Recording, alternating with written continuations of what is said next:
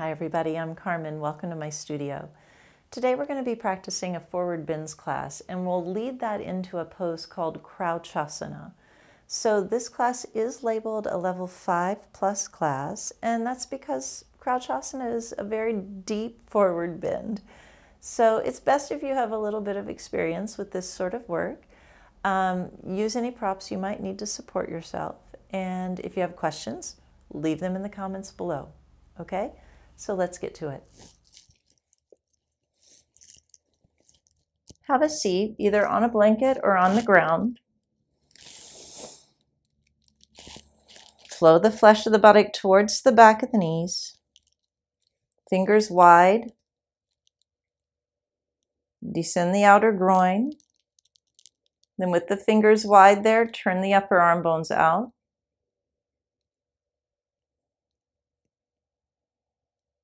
Observe the length in the frontal spine from behind the pubis to the top of the chest.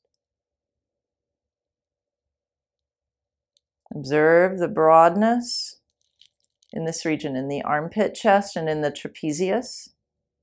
Maintain that as you bring the palms together. When the hands come together, press this outer rim of the heel of your hand well. Close the eyes and look inward. Smooth, steady breath. Then join me for the sound of Om.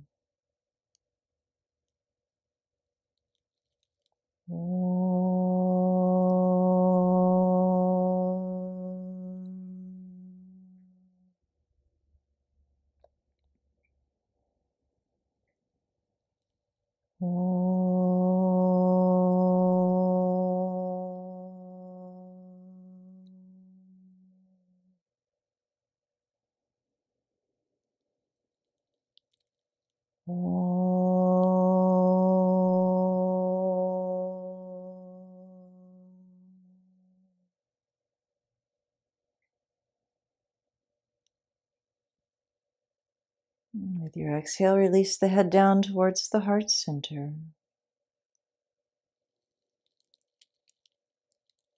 Release the hands with the palms up. And bring the head up with closed eyes, and then gently open the eyes. We're going to begin today with Adho Mukha Svanasana, downward dog. Be sure to pin this region of your outer forearms in so that lift can come up through the biceps, so the chest is broadened.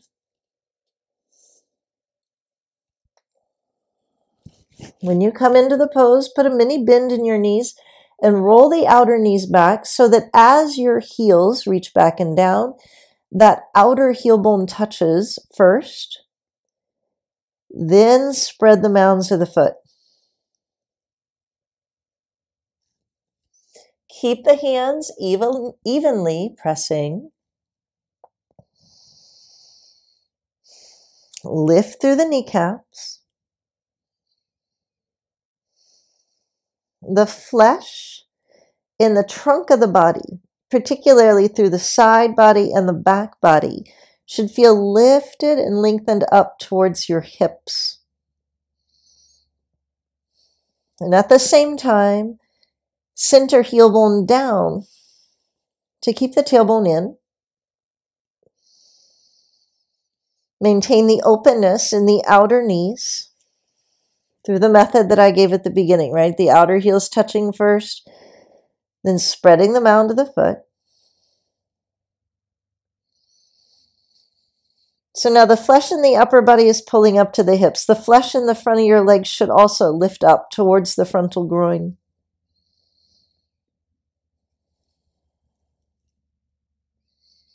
Walk the hands back for soft Uttanasana.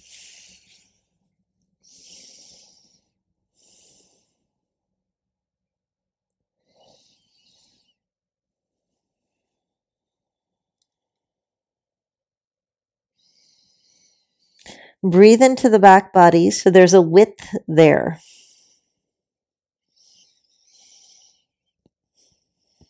With your exhale, elongate the frontal body.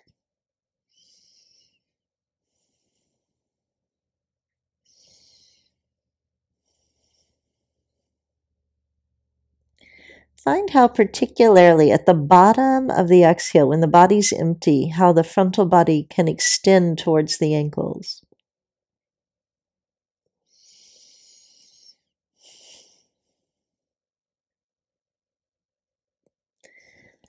Then walk the hands forward again, downward dog.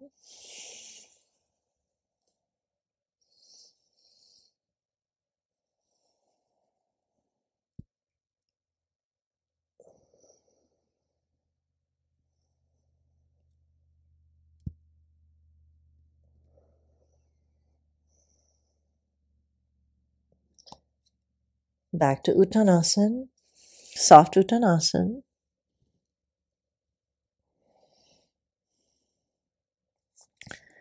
Hold the ankles, and with your exhale, bend the elbows to again get that width in the back body,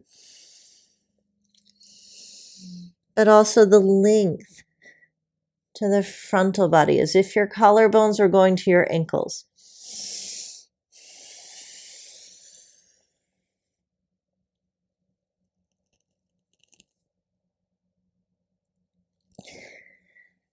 And inhale, come on back up. Be in Tadasana just for a few moments.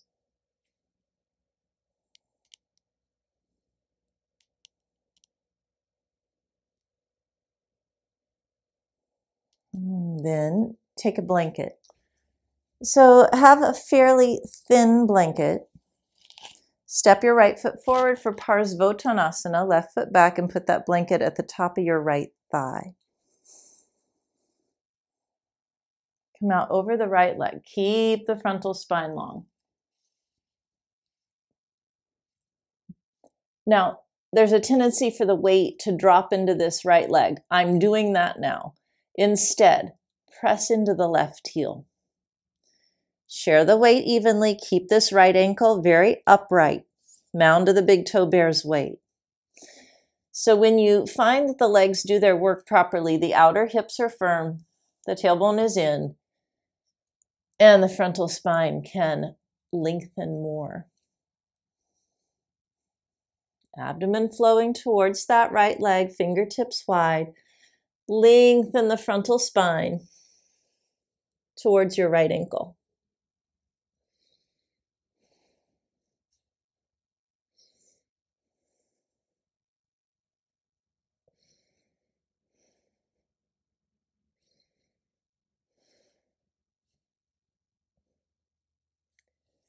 Left heel down, inhale, come up. Change sides.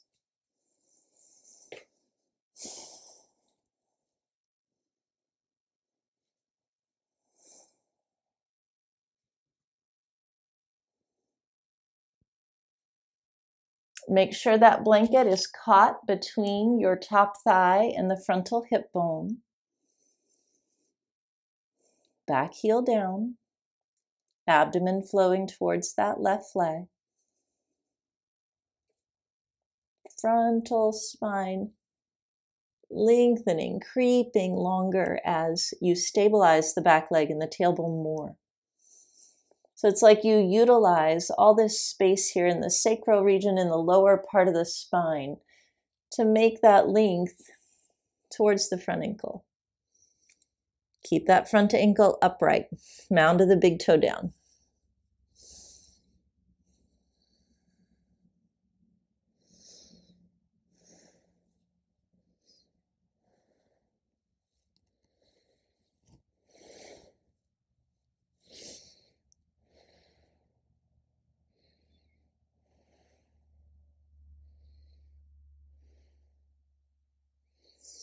Right heel down, inhale, come all the way back up. Turn your feet forward, Tadasana.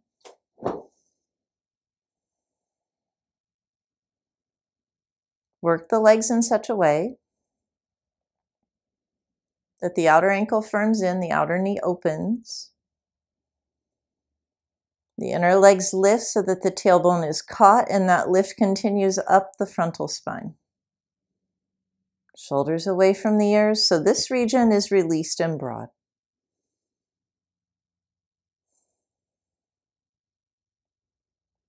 do that again.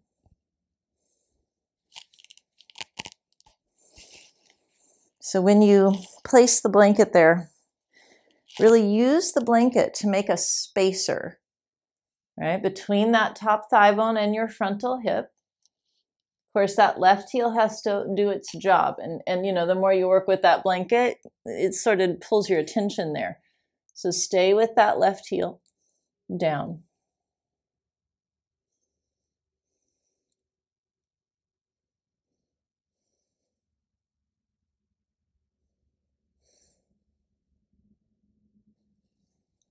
When you're ready, come up and change sides.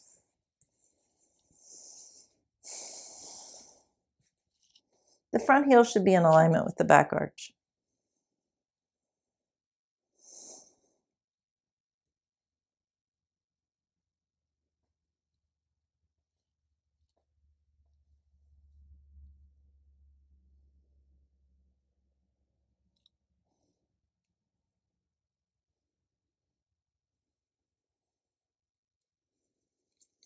Broaden the breath into the back body. Use the exhale to lengthen the frontal spine. Particularly that space at the bottom of the exhale when the body is empty.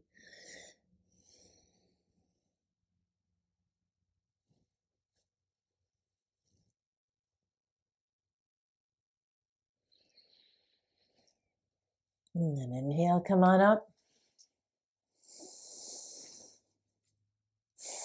Set the blanket aside, Tadasana.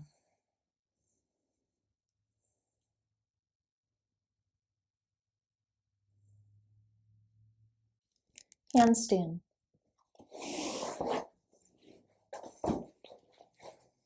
Bring your mat to a wall so that you can use that.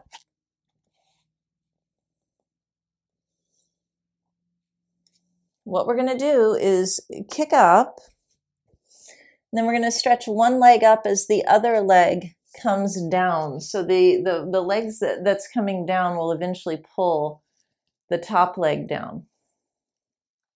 You might watch the first one and then do, but in any case, fingertips close to the wall, maybe 3-4 inches. Don't be far away. Again, outer arms firm in, particularly around the outer elbows, so the inner arms pull up. Keep the collarbones broad. And exhale, kick. Push the heels up the wall, elongate the outer body, then spread the mounds of the foot. Feel the tailbone, observe the tailbone moves in. Frontal groins open. Elongate through the side body. Keep crawling taller and taller as time goes on. Weight forward in your hand. Base of the fingers to the fingerprints. Then you're going to start to lower the right leg. Now, as you do, keep that left heel against the wall. Right buttock to the right heel. Inner left leg, mound of the big toe going up. And eventually the right leg will pull the left leg down. Soft Uttanasana.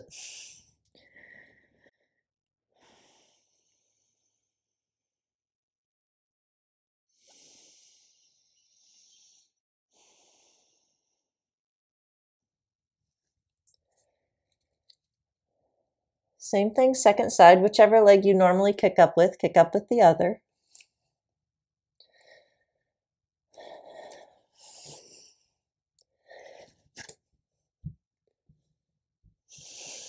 Lengthen.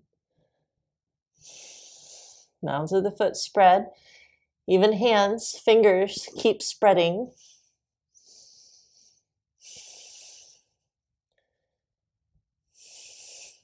Other side, left leg's going to lower. Keep the mound of that right big toe going up. Let the legs divide. They do more so with the tailbone in. Soft Uttanasana.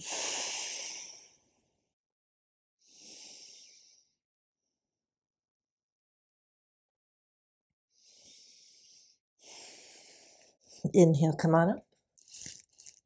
Salamba Sirsasana, headstand. So we're going to be doing some variations today in headstand. So if you need the wall, you just use it. But if you don't need the wall, you should come off of the wall.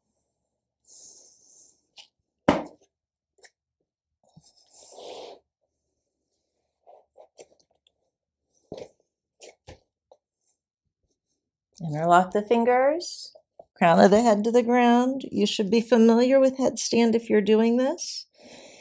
You should understand the pose. I'm not teaching the pose today. I'm just leading you through the class. Outer wrist should press down, center forearms down, buttock lifts to the ceiling, lifts to the back of your knees. Push up through the heels, buttock lifts to the heels. Feel how, if you were standing on the ground, your outer heels would be driving down first now. So that when you bring the feet together, that region is still firm, making your outer knees open and sharp. Then spread them out. So the foot to the ceiling to lift the kneecaps, thighs back, tailbone in.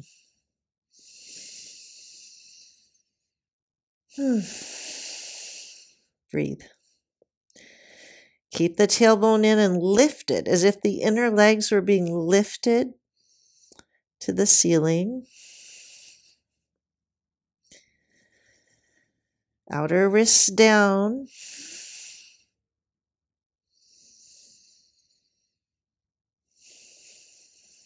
Biceps lifted. Shoulder blades in the back. Breathe into the side body.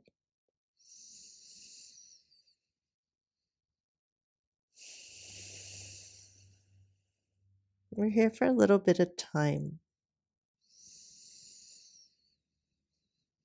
If you feel like you lose any of that lift in the body, separate your feet a little and regain it.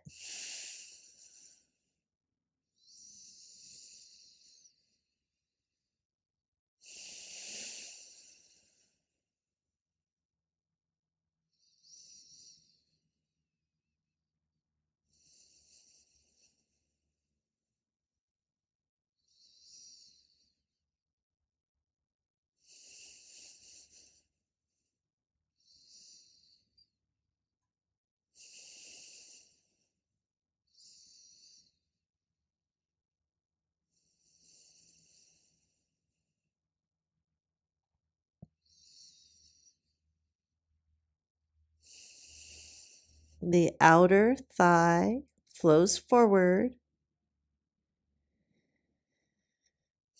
as the inner legs lift up, as the front thighs press back and the tailbone moves in.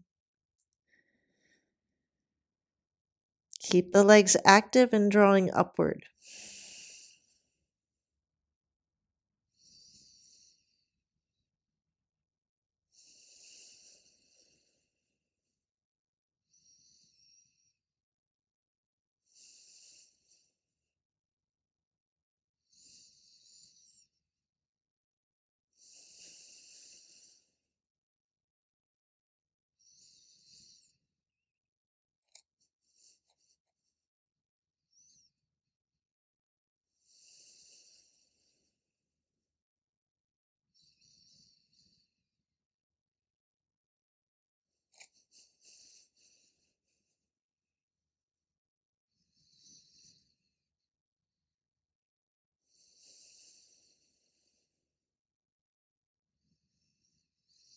Turn both legs out and take the legs wide like Upavishta Konasana, mounds of the big toes, pressing away.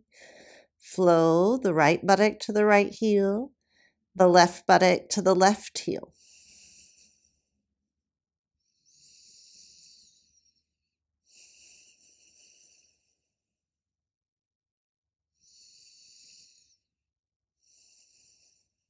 Then Baddha Konasana legs.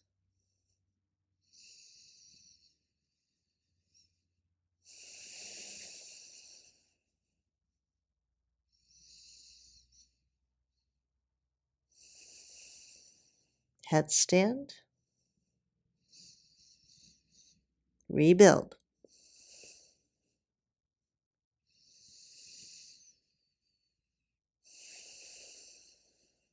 Turn both legs out and again. Upavishta Konasana. Legs.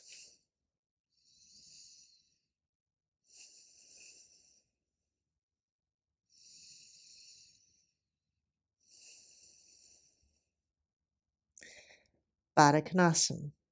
Legs. When you take this Baddha Konasana, feel how it's like the heels get reeled into the tailbone and the tailbone gets reeled into the heels. Use that to create not just stability, but space in the hips.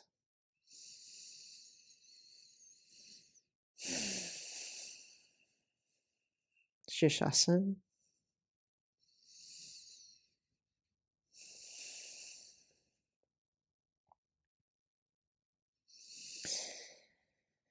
Take the right leg forward for Eka Pada Sirsasana. Go halfway down. Outer right hip lifts, left leg turns in.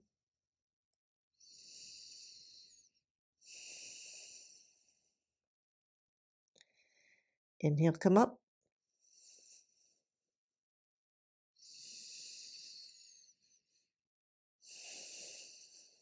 Change sides. Left hip lifts, right leg turns in.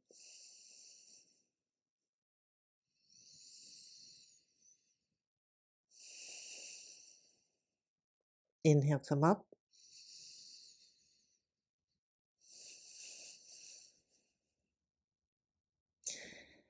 Again, right leg. Then mound of the foot presses away. Lengthen, reach through that leg and touch, even if it's just for an instant. Then inhale back up.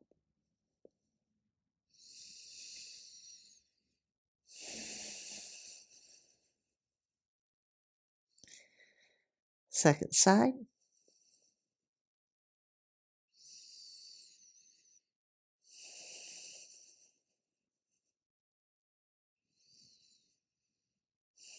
Inhale back up.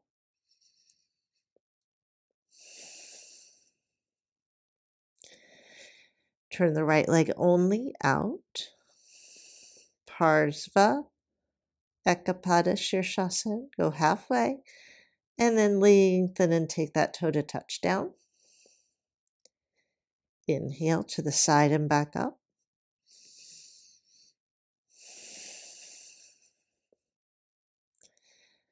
Left leg. Still outer left hip lifts, right leg turns in. Lengthen and touch.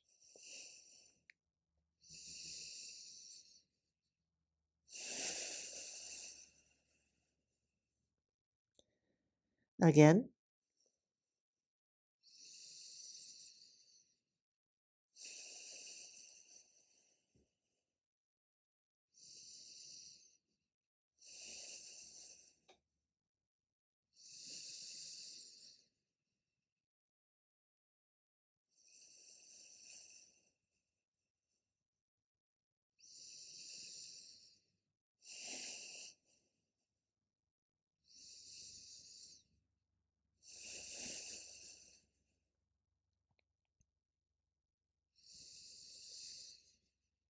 And then gently, slowly, lightly come down. Child's pose.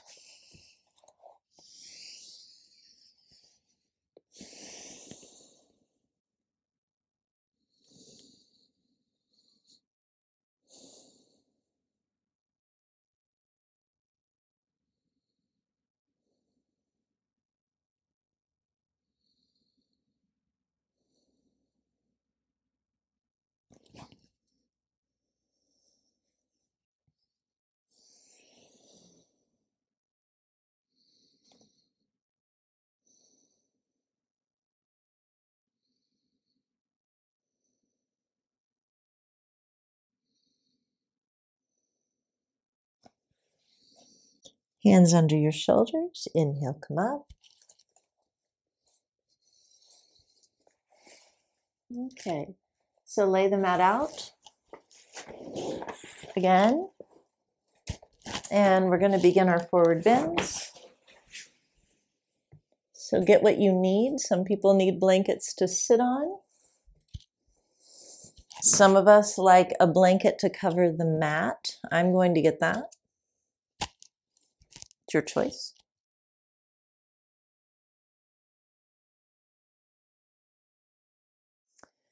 Now, I do want you, however, to have one blanket with you because we're going to use it in the forward bend. So whether you sit on a blanket or not, that's up to you. Actually, I'm going to turn this way. So have one blanket. Dandasana, flow the buttock to the heels. And spread the mounds of the foot and lift through the chest. And the mounds of the foot spread the back of the upper knees, the back thighs against the ground.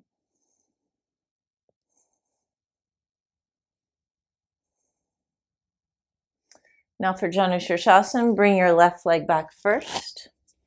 Heel to the left groin. Again, the buttocks should flow away, keeping the low back long. Spread the mound of your right foot. Now, when you do that, see that your right foot and leg are very upright, all right? So they're evenly placed on the mat, even as you exhale and turn the abdomen to the right. So the front leg and the abdomen, very, very similar, right, to that Parsvottanasana. Now, take your blanket. It doesn't need to be thick, but place that folded crease right there at the top thigh. Lift the chest, turn. Now keep that top thigh down using the blanket. Turn the abdomen, look out over that right leg. You see how my right leg wants to lean. Don't allow that. Keep that leg upright. Hands come forward, take the fingertips to the top of the toes. Mound of the right big toe presses forward to keep this whole outer right leg firm so the leg is upright. Lift the chest, broaden the chest. Abdomen deflates and relaxes. So first I hold the top of my foot to gain length and stability. Then I come down and hold the heel. Working still to keep that leg upright. Using that blanket.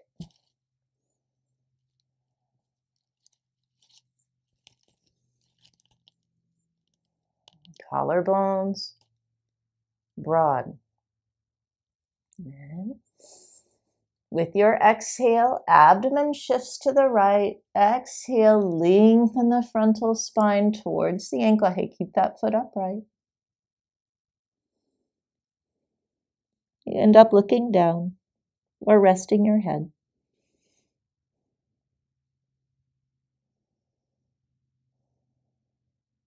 So we're here for a little bit of time. Keep your elbows lifted so they're not down here hugging your leg. Keep them lifted. It keeps the collarbones broad. Use your inhale in the back body.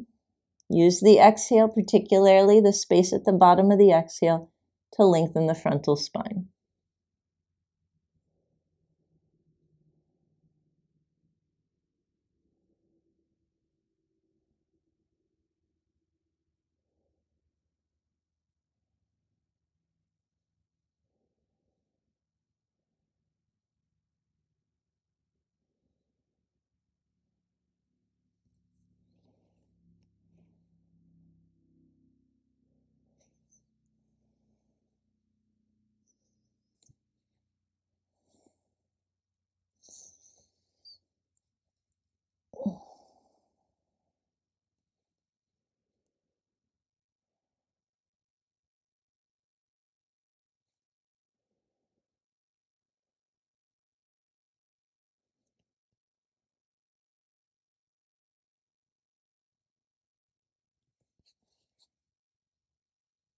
Inhale, come on up. Straighten both legs for Dandasana.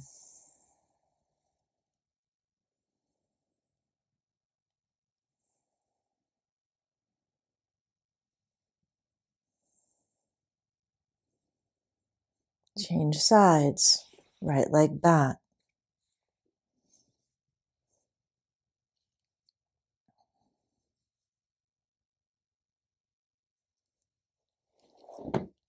Put that blanket at the top of the left leg. So both buttocks flow to the back of the knees. Right buttock to the back of the right knee, left buttock to the left knee.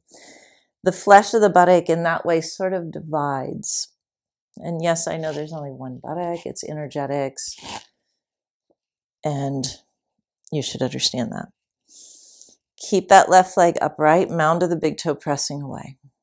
Even as you begin to turn the trunk of the body there to the left. The right leg, it is Janu Sirsasana, which translates as head of the knee pose, not head to the knee pose. It's different. It refers to this knee. Head of this knee stays down. If you cannot do that, you should sit on a blanket or a bolster.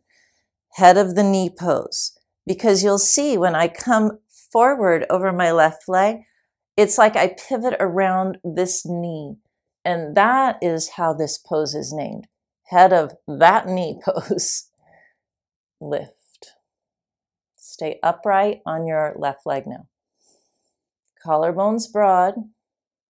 Abdomen deflating and flowing to the left as that outer left leg maintains its firmness.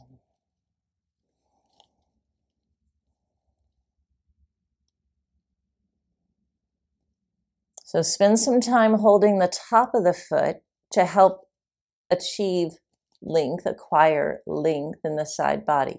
When you come out over your legs in these forward bends, it's the abdomen that should touch your leg first, not your head. That's why I keep saying to keep the frontal spine, this portion, right, long. Once the body opens to that a little bit, hold the heel. You see, then there's a greater pivot off of that knee. From time to time, the left hand can maybe press down into the floor to help give you a little more turn. Then, with the exhale, elbows wide, come forward, out over the left leg. Look down or rest the head down. Breath broad in the back body, lengthening the frontal body, particularly at the bottom of the exhales.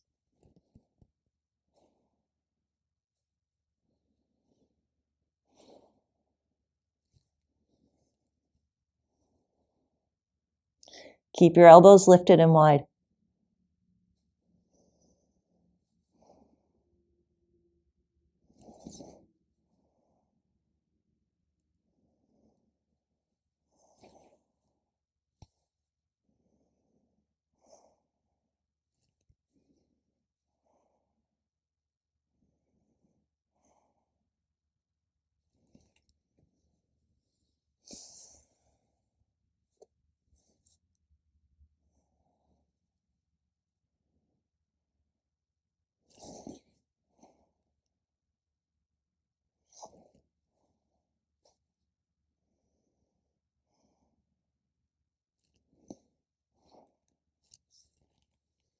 And then gently inhale and come out. Move the blanket aside, straighten both legs again, Dandasana.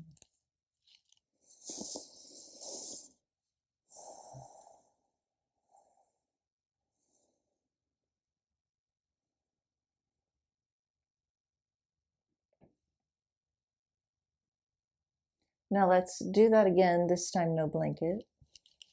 Left leg back. Flow the buttock, turn. Now feel as you turn, you pivot off the head of your left knee. Hold with your left hand to the outer right heel. Press the right hand straight down into the floor.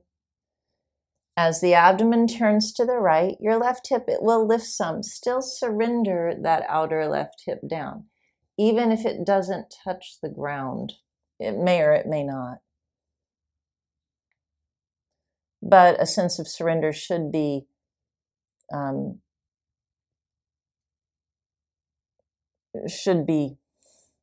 looked for. Then both hands to that heel. Exhale, come forward.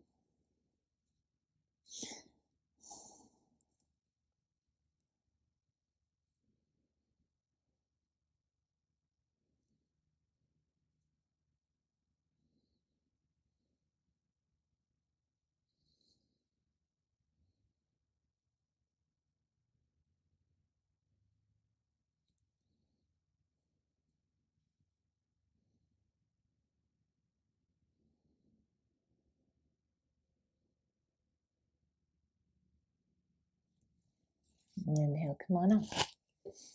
Change sides. Dandasana first.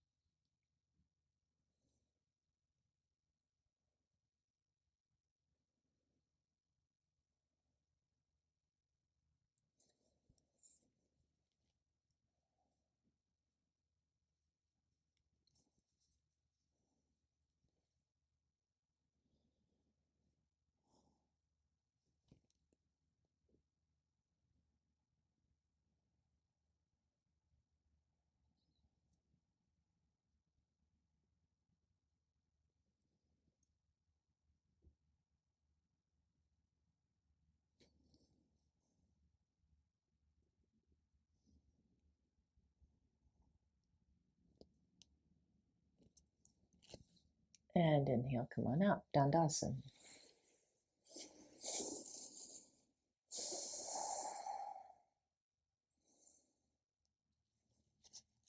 Okay, now we're going to take Tiryang Mukha Ekapada Paschimottanasana.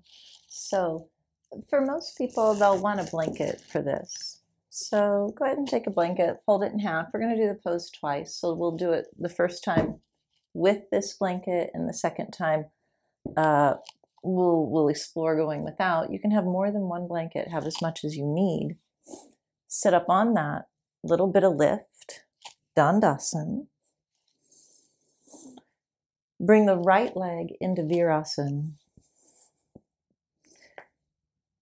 And so again, that is, Virasana is a pose that comes earlier on. So as I said, this is more like a level 5+ class because of the depth of these forward bends. The knees should be close, very close, if not touching. Pin the outer groins down. So again, it's a similar thing to opening the straight leg outer knee. Maintain that openness as the mound of the big toe presses away so that this left leg is upright. Reach the arms up, lifting through the base of the pelvic floor. So you can even feel the shin bone and top of the foot are a little down to help you give you that lift. Come forward, hold the top of the foot. So you don't want the back rounded so much, but more than that, think of the frontal spine long, the collarbones broad. So that as you broaden this left heel against the ground, keeping the leg upright, you can feel that you can acquire a bit of a lift from the base of the pelvic floor, as if the tailbone were in and up. Shoulders away from the ears.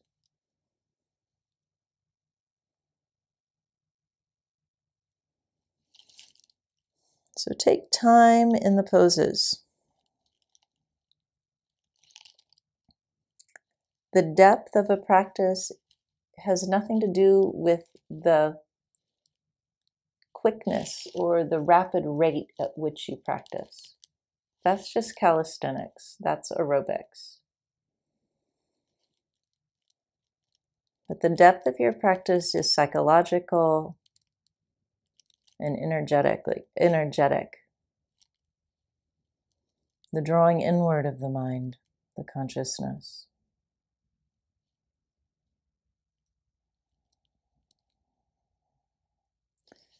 Take the hand to the heel and rebuild that length. The effort really comes in keeping that left leg upright. Inner groins releasing down. Broaden the back body, lengthen the frontal body. Deepen that left frontal groin. And then exhale, bend the elbows wide to come forward.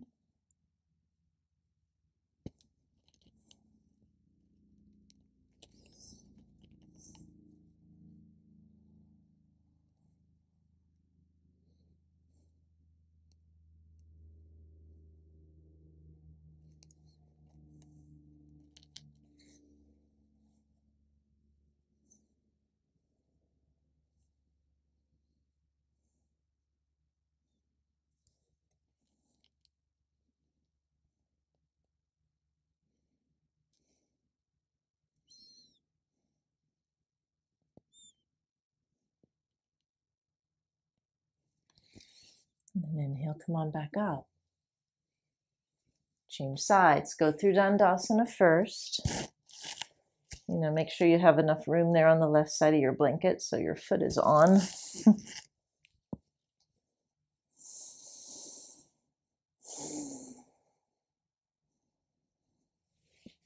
So left leg in Virasana.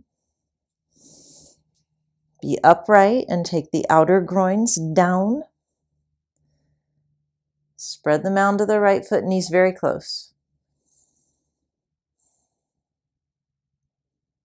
Broaden the back of the right heel against the earth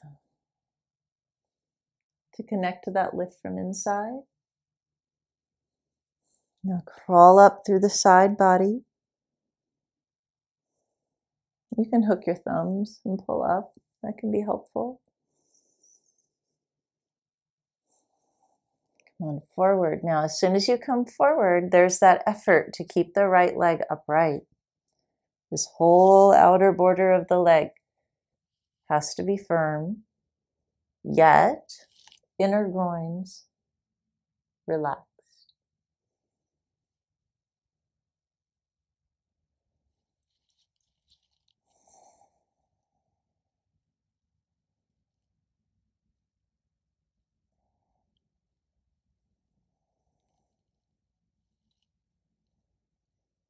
Once you feel stable there, proceed to the hands holding the heel.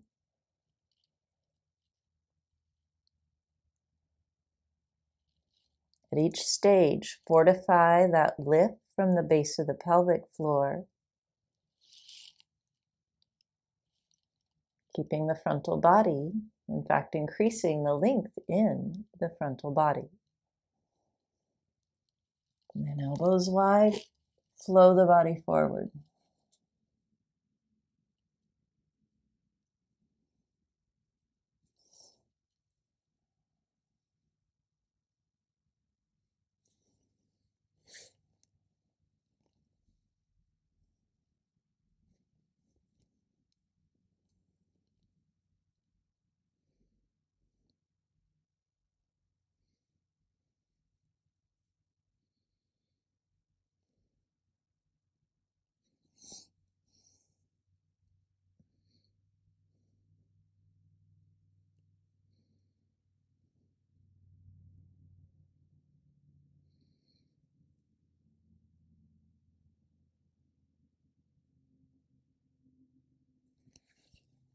Inhale, come on up. Dandasana. You can come head off that blanket if you want. Keep it around because you never know, you might find you want it.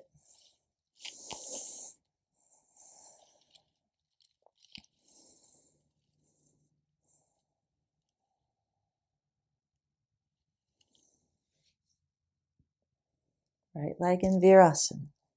Flow the buttock. Spread the back leg.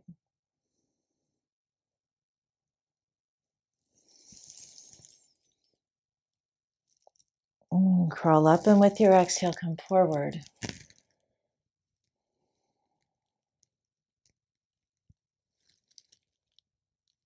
Deepen. Progress at your own rate. You want to keep this outer right hip pinned down, but largely that has to do with not what happens on the exterior portion of the body, but what happens on the interior portion.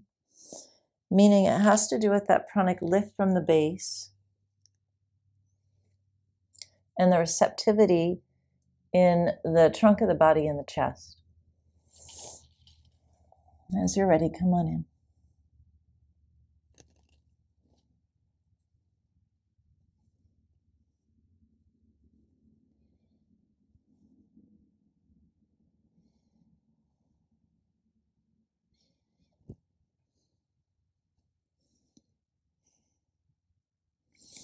Continue to fortify that left leg, keeping the outer leg firm, inner foot pressing away.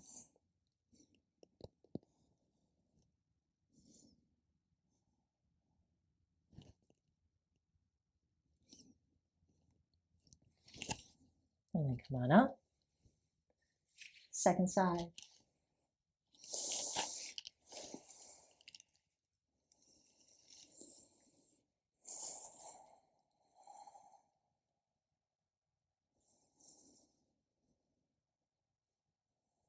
Outer groins down. Even that left one, descend there.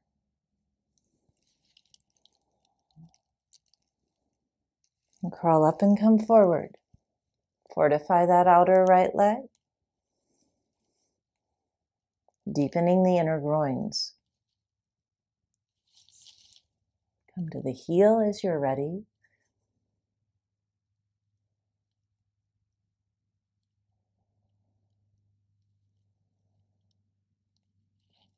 And then come on into the pose.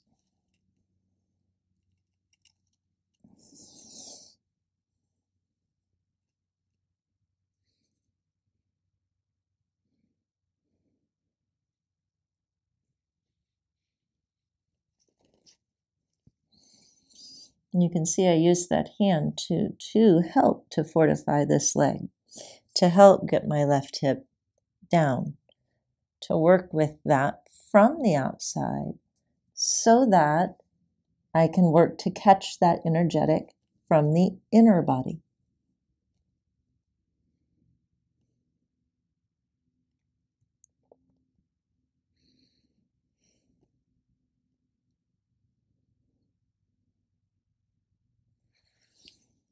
And then inhale, come on up. Dandasana.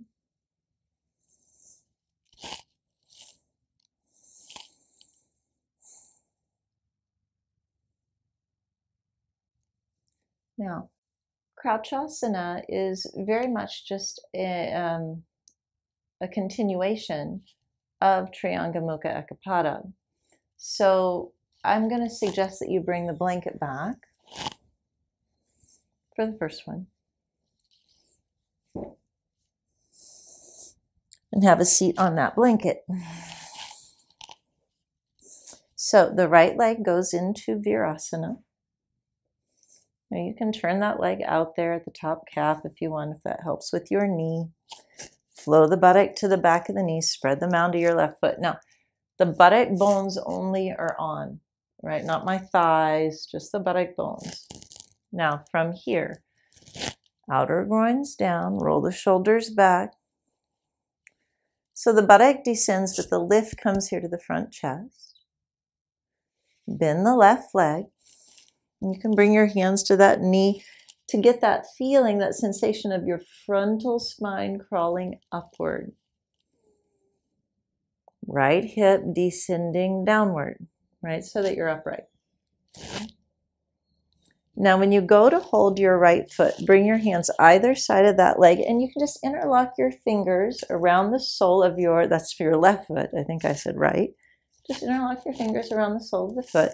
Thumbs go on the sole of the foot, not on the top of the foot. But now again, lift your chest. Then you can kind of lean back and start to lift that leg. At first, the spine will want to curl. That's okay. But now, press through the mound of your left big toe to help lift across the frontal spine. Right outer hip descends. Buttock flows, left buttock flows to the back of my left knee. Right buttock flows to the back of my right knee. If I only did that, I would want to round and kind of slump back. But it's the spreading in the mound of this left foot. Hey, it's also the spreading in the mound of my right foot down there that helps me to lift the chest, to grow the spine upright. Just be there for now. Creating that energetic interaction between the leg and the spine, particularly the left leg and the spine. Now, to take the full pose, to go to the deeper expression, you can bend the elbows, keep crawling the chest up that leg so the chest comes to the leg, but the leg comes to the chest, both. And the final bit is the chin goes to the knee.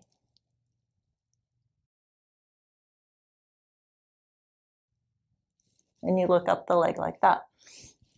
You may have noticed in the forward bends, sometimes I held my wrist. So when you do that, you hold the wrist of the hand that's the inner hand, right? Whichever leg is back. So in this case, this is my right leg. I'm going to hold my right wrist. So it just kind of shortens the distance and helps you gain some good tension there, some good interaction there. But then you do that, you pause there to get the chest to lift, the outer groins down, mound of the big toe up. Breathe and just catch those energetics first. Who cares how close you get to your leg? It comes with time. And then exhale, bend, chest gets closer, leg gets closer, chin towards the knee, and you look up the leg. And then release. Dandasana. Put your left leg in Virasana and change sides. So, at this point in your practice, you should understand moving mindfully. Right? Don't be greedy in your practice so that you can practice the next day. It's just like my dad sprung his ankle yesterday. So I had to do be sure you rest it today and tomorrow so that you can walk around on it by the second or third day. You push it, then it's a longer recovery. Same thing, you push your practice, then your body will fight you. Don't overdo, but instead, constantly inquire and find out. And to do that in a healthy way, you gotta slow down. So much of what is being called yoga these days is incredibly quick. There's a time for that. It's not that it's completely wrong, but it's the thing that keeps us very external. It doesn't lend itself to going deep. You got to slow down for that in one way or another. Interlock your fingers around the sole of the foot. Breathe.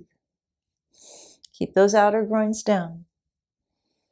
And then go ahead and begin to straighten that leg. You gotta lean back to do it. It's okay. Outer groins down, mound of the big toe spreads, crawl up the side body. Keep your thumbs on the sole of the foot. It's a good habit. Right?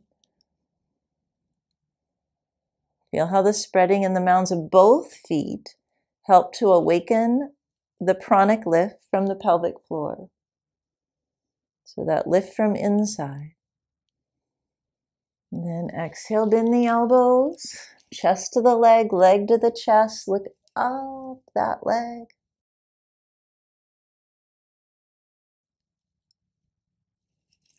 And then release. You can then hold your wrist if you like. So in this case, you'd hold the left wrist. Oh, come on up.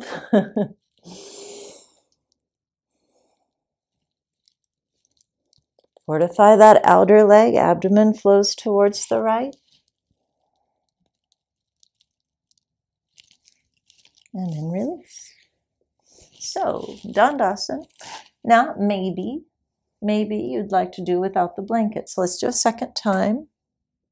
You can decide. Maybe you want more blankets. I don't know.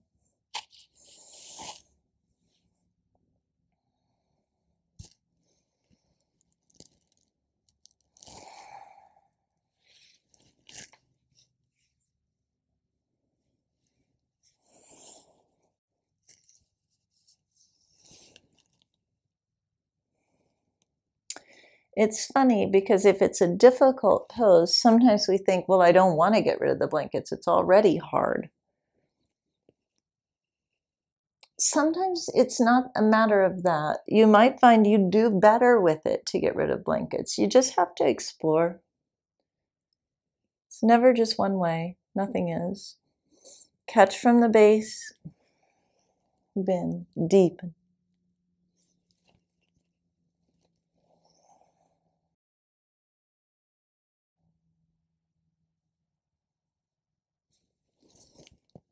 Change sides. Krounchasana can be really beneficial, in my opinion, for one very important part of the body, and that is this lower sacral band and the abdominals. It helps to open these joints in the lower pelvis, in my experience, and can really create a lot of relief there. So for those of you that get stuck in that area or get kind of compressed in that area, then these deep forward bends can be incredibly helpful. Not just depth in the forward bends, but a forward bend depth with that pranic lift is essential to kind of unsticking that region. So Krounchasana is a really important part of that.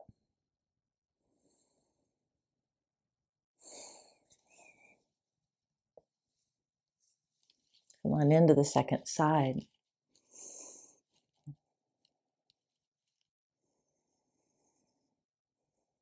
Look for that inner lift from the base. And that comes from all that external instruction, the fortification of the outer right leg, the outer left hip down, the spreading and the mounds of the foot, the length in the frontal spine. It should feel almost like your lifted leg, this is my right, big toe mound, wants to touch the ceiling. It's like it's stretching upwards, so the whole inner leg is long.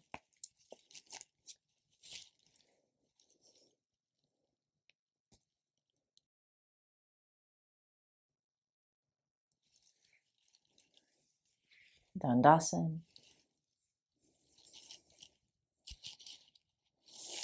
Now, from here, we're going to take Urdhva Mukha, upward facing, Paschimottanasana, and then we're going to take regular Paschimottanasana. So go on and lie on your back. Your knees can just be bent. Arms overhead, heels down, so the tailbone remains in. And then with your exhale, legs overhead, almost like halasana, but not quite like halasana because the hips don't lift. So the hips lift enough, but then you hold the outer arches of the feet, outer heels, and spread the mounds of the foot. So the region behind the upper back knee spreads, and it should feel like your heels are being descended down and the buttock bones are being descended down evenly. The back groin spreads to help that happen. And it's as if the back body is getting ironed out onto the ground in like a really good way. Frontal body long towards your ankles.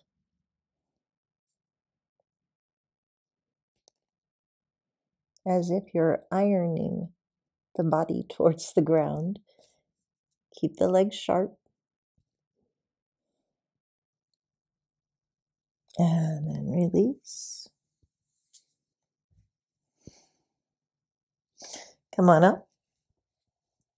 Regular Paschimottanasana. Flow the belly.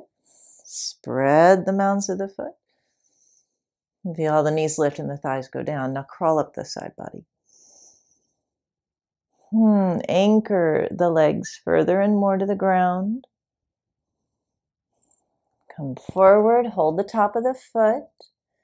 Broaden the heels against the earth in order to create that lift at the pelvic floor, as if the tailbone were moving in and up towards the back of the centered chest. Hold the outer heels. Deflate the abdomen. Breathe into the side body so the back body is broad. And then exhale, elbows wide. Flow the frontal body forward towards the ankles. You can interlock your fingers again like you did previously.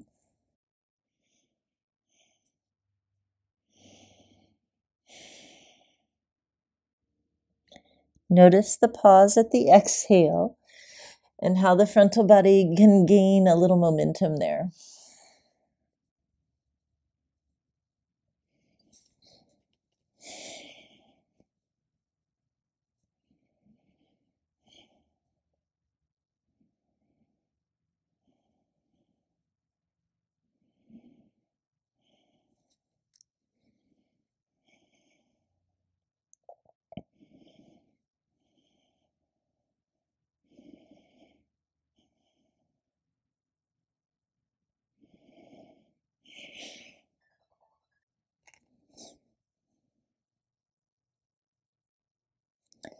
And then inhale, come all the way back up.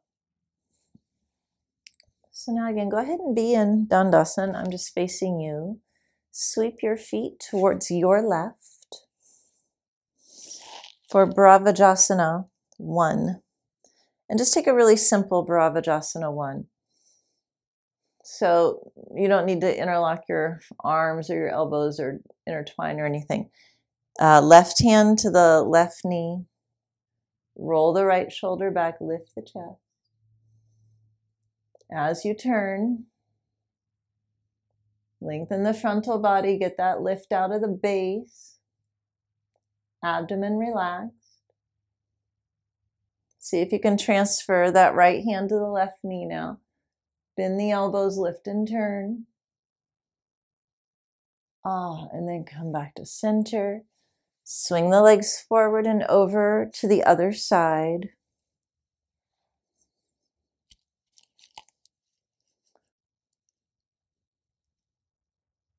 Outer right hip down. Let's see. Yeah. Lift the chest and turn. So I'm not mirroring you. This is my right side also. Transfer the right hand to the left knee.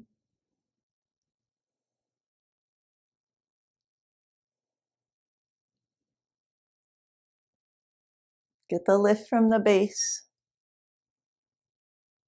And back to center. So feet to your left. This is also my left. I'm not mirroring you. Left hand to left knee. Lift and turn. Feel the outer right leg and the shin of the left foot both press down to help feed that lift in the spine.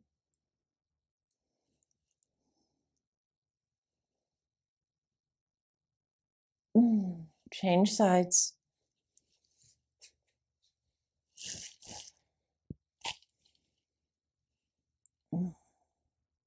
So we're just kind of restabilizing the body. Get the outer left leg to press down a little, the right shin bone to press down a little to feed the lift from the base. So just making that hugging action again from the base, from the back body.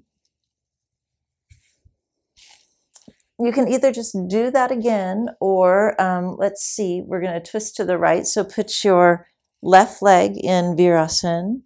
Put the right leg first in Baddha Konasana. Allow that outer hip to release. If it's comfortable enough for you, lean forward, put your right leg in half Padmasana.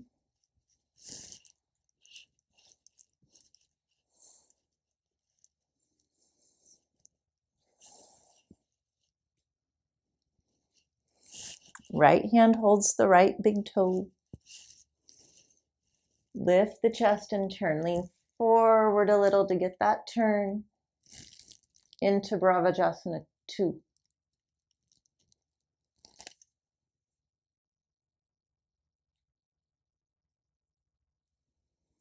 And then release to center. And change sides. Put your left leg in Baddha Konasana first. Then Padmasana.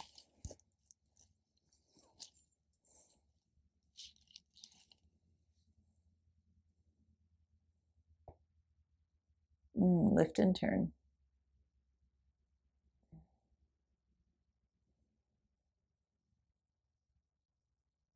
And you can repeat that then.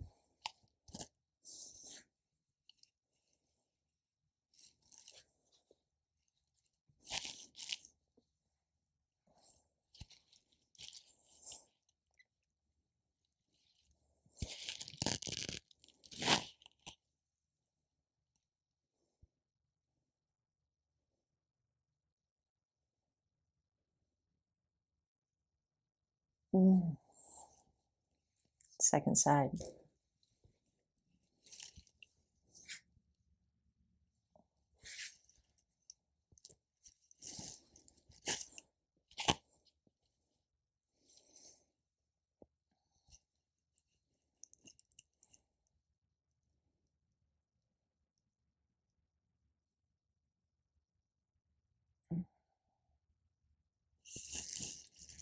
Back to Dandasana. Okay, so we're going to take just an active Baddha Konasana from the ground. So no props, but it is Supta. It is Supta Baddha Konasana, but no props. And then we'll just go straight from there into Shavasana. Okay, so tuck the outer upper arms beneath you, heels down, tailbone in. Then lift up onto your toes, tuck those outer upper arms again, and bring the soles of the feet together. Into Baddha Konasana, your arms form a lift to your outer hips, kind of like a bolster might. Then turn the arms and lift the chest. So that the back body can reseal itself into a sense of strength. And the chest can lift and open and broaden. Abdomen soft. You can always do this with props. You can do regular Supta Baddha Konasana with the props if you wish.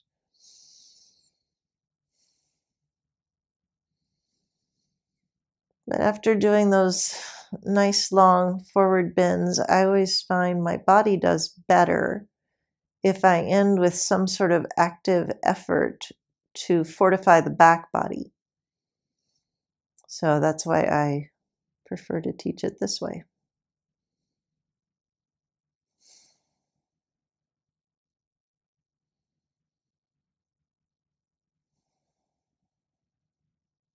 Feel how the arms kind of suck into the sockets to help the chest lift. And then go ahead and release that. Arms to the sides, low back long. Take up your mat, right? So your legs are on. Buttock to the back of the knees or to the heels. Straighten the legs. Close the eyes. And begin to surrender inward now.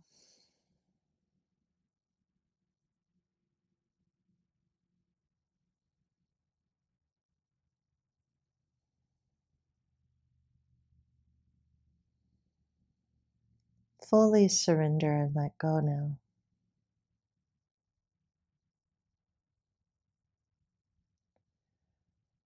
As if the body could soften from the inside out.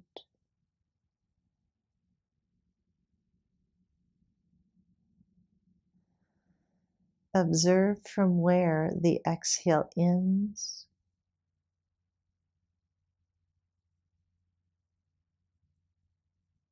and from where the inhale begins.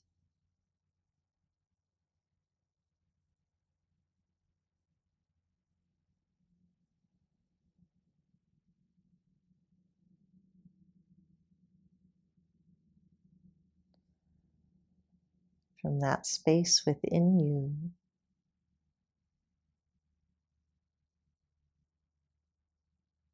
along with the rhythm of the breath,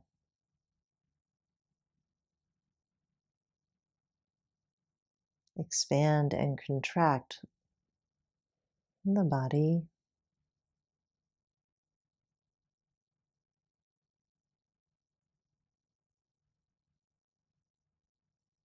Observe the breath, strong and steady,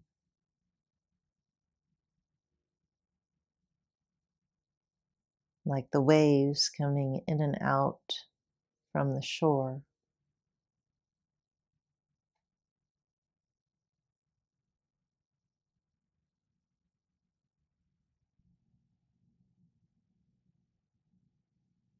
That place, just like on the beach,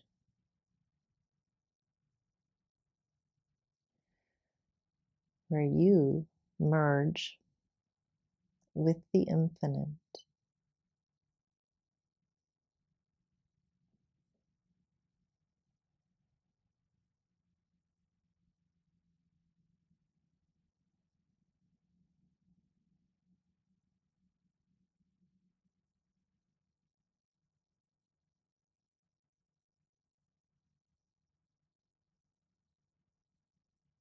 Observe how, just like when you're in the ocean, if you're close to the shore, you'll feel what they call a surge. Meaning, if you relax, you'll feel the water push you towards the shore and then draw you back out to sea, rhythmically and steadily.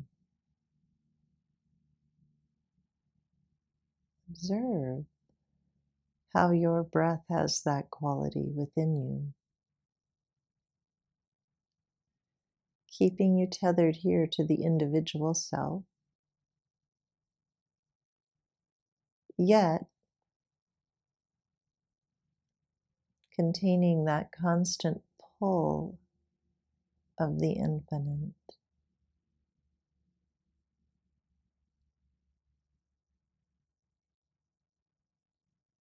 That connection that is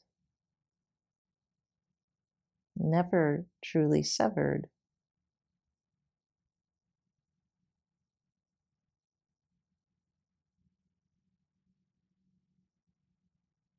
Even when we forget about that presence within us, around us, it's there. But that observing of this life force within us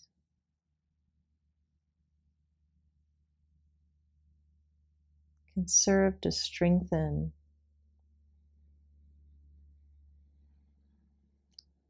our bodies, our hearts and minds from within.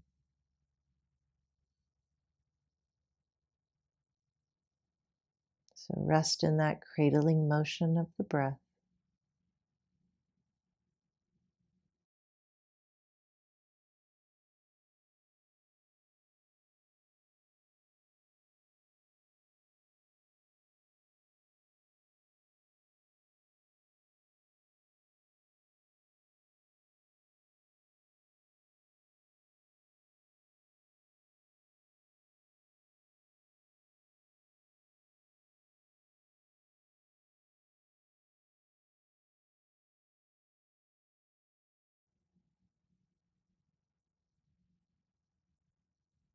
And then bring the hands to rest on the frontal body.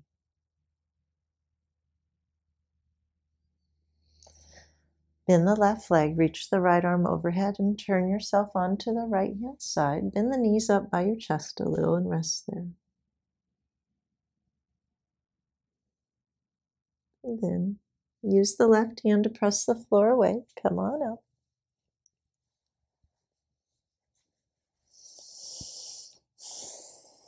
And that's all for today. Namaskar.